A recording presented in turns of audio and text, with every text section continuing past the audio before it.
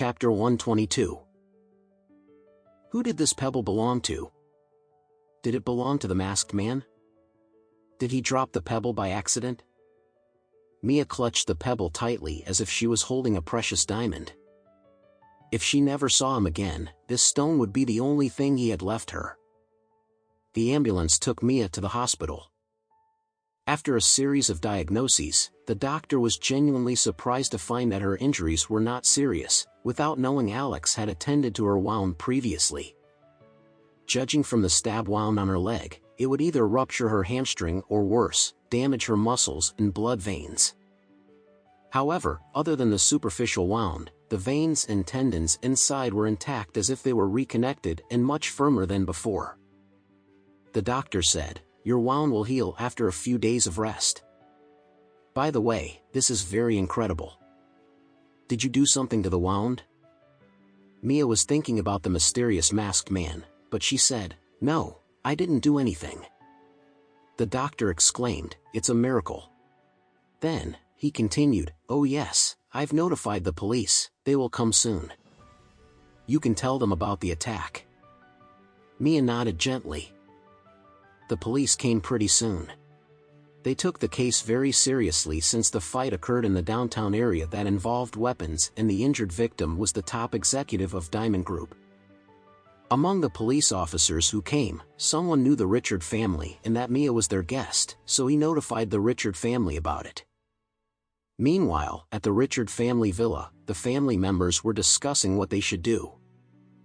Harold told them about Mia's incident, but he didn't say that the incident had happened because of him. Lady Richard thought that this was a great chance for her family to act. They must find a way to get to Mia and save her from the demise. At the same time, they should help Harold create a heroic scene into it so that he could tackle Mia's heart. When they heard that Mia was in the hospital, Lady Richard was utterly disappointed. It would be great if only Harold was there for the damsel in distress. Then, she urged them, "Hurry, let's go to the hospital to check her out." Harold was treading on thin ice. He could only bite the bullet and go to the hospital with his family. On the way to the hospital, Harold had drafted a series of speeches on his own, but he didn't know if Mia would believe him. Upon arriving at the hospital and seeing Mia, Harold put on a surprised look on his face and said earnestly as he approached her, "Mia, are you all right? I'm about to call my dad and bring a team to save you." "Save me?" A hint of irony flashed across Mia's cold face. "You almost killed me." Harold frantically explained, "Mia, please don't get me wrong. I was trying to distract them. After all, they were after me, not you. I thought they wouldn't harm you." Mia snorted in annoyance. She turned her head away from him and was reluctant to converse with him anymore. She had already seen the man inside out. She only wanted to stay as far away from him as possible.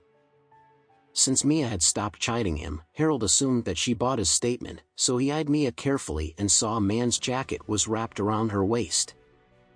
He frowned and asked, "Mia, where are your pants? What did they do to you?" Mia sighed in irritation. She didn't want to talk to him at all.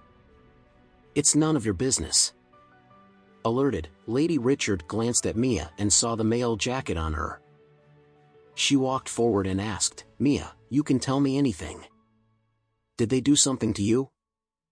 Mia said in an emotionless face, "They stabbed me. Fortunately, a young man who passed by the scene saved me. He helped me treat my stab wound, and because my pants were torn, he gave me his jacket to cover myself." "Why? Is there a problem?" "A young man?" Lady Richard was taken aback. "A young man saved Mia? Oh no, it's not good." If Mia fell for the young man, her precious grandson Harold would lose his chance. Harold asked in an envious tone, "How did he treat you? Did he take off your pants and treat you?" Mia sneered sarcastically. "Again, it's none of your business."